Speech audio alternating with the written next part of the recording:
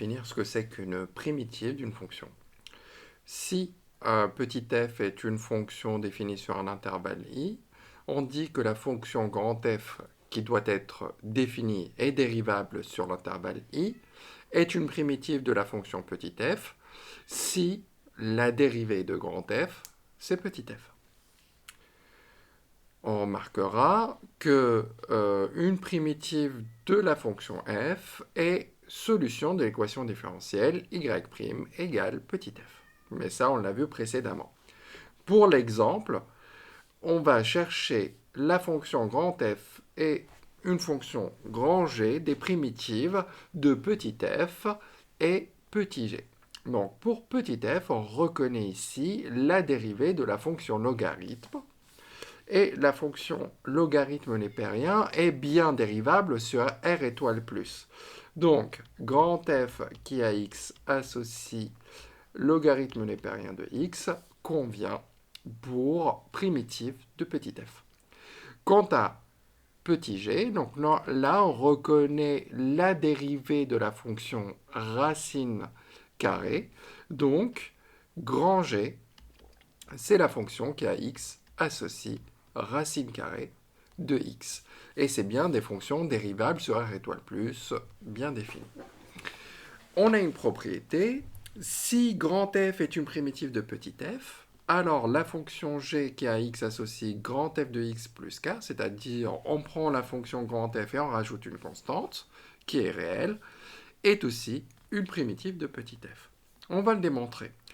G, on remarque que g est la somme de deux fonctions dérivables, puisque la fonction grand f est dérivable et la fonction constante est dérivable aussi.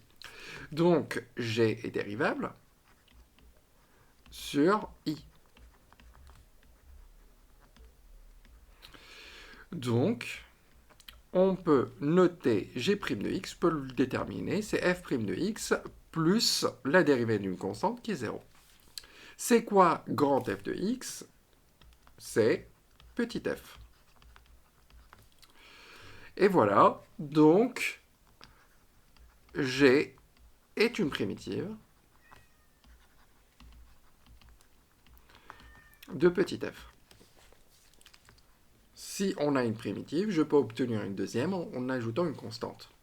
C'est pour ça, quand on va considérer les fonctions usuelles, quand on va prendre les dérivées, les primitives d'ailleurs, donc il va falloir que je change. Là, on a les primitives. Les primitives qui vont avoir une constante en plus.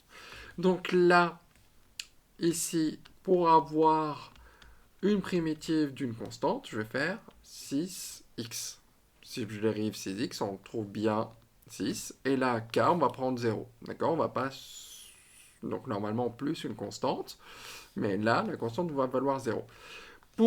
Quand on a x puissance n, comment je fais? Donc je rajoute 1 à l'exposant, bien entendu, et je divise par l'exposant plus 1. Mais il ne faut pas que ça soit égal à 0. Donc c'est pour ça qu'on ne doit pas avoir moins 1. Donc là, grand f2 de x, c'est quoi? C'est x puissance 4 sur 4.